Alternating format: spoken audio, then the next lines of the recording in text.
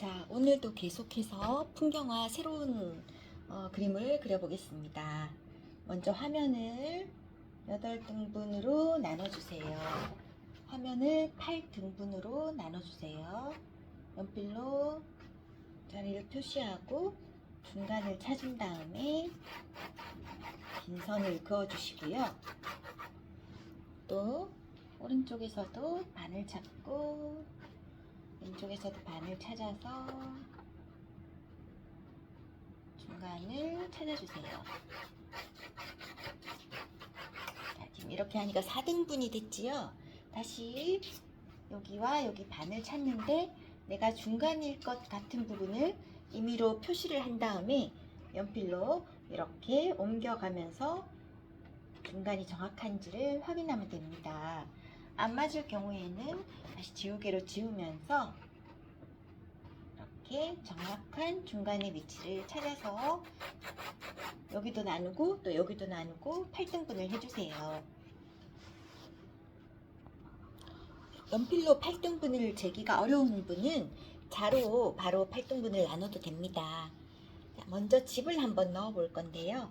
집은 지금 여기 중간에서 왼쪽 부분에 위치한 부분에 어느 정도 크기로 들어갈지 표시를 해주시고, 한번 형태를 그려보겠습니다.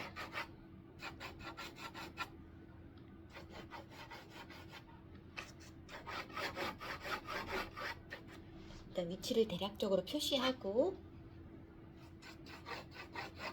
지붕이 있는 부분은 이 집의 중간에 위치할 수 있도록 연필로 중간을 찾아주세요. 집을 그릴 때 특히 투시 방법을 많이 사용하게 되는데요. 가까운 곳은 넓게 보이고 멀리 있는 부분은 좁게 그리는 투시에 대해서 예전에 설명을 드렸지요. 그래서 항상 가까운 곳이 좀 넓고 뒤로 갈수록 조금 좁아지게 그런 형태를 기억해 주시면 됩니다. 그렇게 했을 때 더 멀리 있는 느낌, 가까이 있는 느낌이 더 강조되는 방법이에요.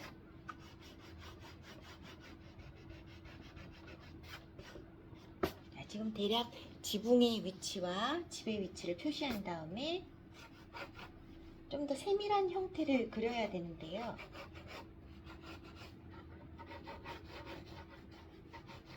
처음에는 어떤 자료를 책이나 기초 책을 한 권 사셔서 보시면서 따라 그려보시는 것도 좋은 방법이 됩니다.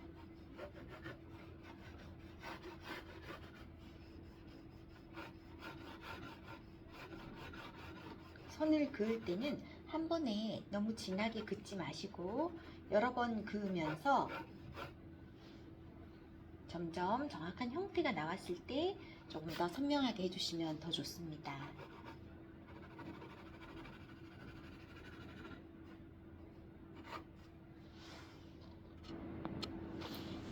집의 형태가 나오고 나면 창문과 문을 그리는데 창문 따로 집 따로로 보이지 않으려면 창문의 위치를 이 집의 투시에 맞춰서 먼저 긴 선으로 연결을 해서 자리를 잡아주세요.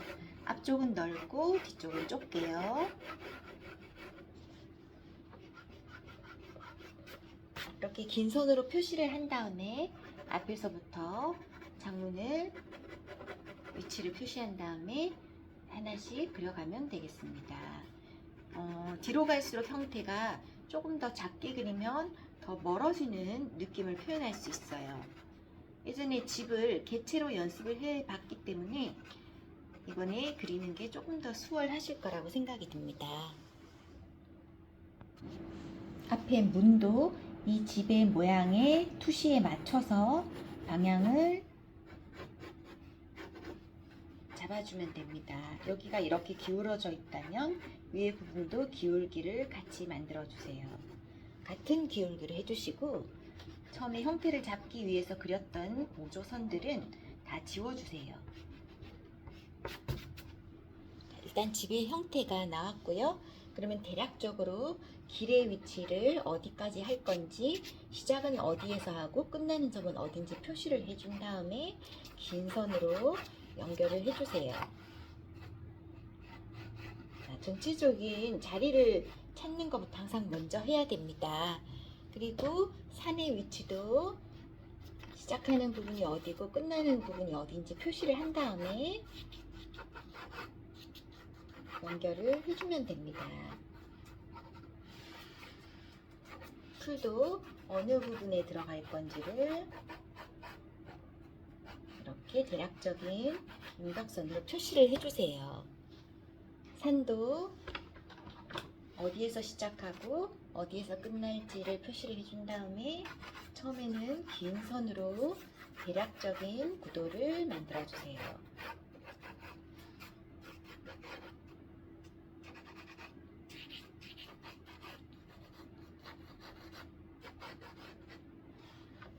자, 전체적인 위치가 잡히면 앞에 있는 나무를 앞에서부터 어디에 그릴지 표시를 한 다음에 하나씩 그려 나갑니다. 처음에는 대략적인 윤곽선의 자리를 표시해 주세요.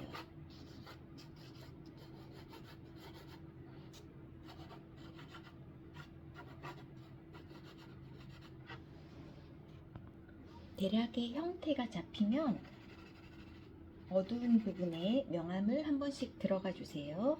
명암의 방향은 통일을 해서 왼쪽에서 빛이 온다고 생각할 때 통일을 해서 오른쪽 편에 한 번씩 명암을 칠해 주시면 됩니다.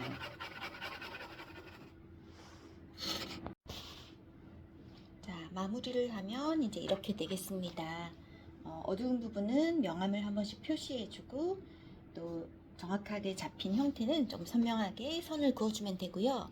처음에 보조선을 그은 거는 색칠을 하기 전에 다 지워야 되기 때문에 처음에 너무 진하지 않게 긋는 게 좋겠어요. 어느 정도 연하게 그어서 나중에 지워서 표시가 나지 않을 정도로 적당한 진하기로 보조선은 그려주시면 되겠습니다. 그래서 스케치를 마친 후에는 보조선을 다 지워서 채색할 준비를 하시면 되겠습니다.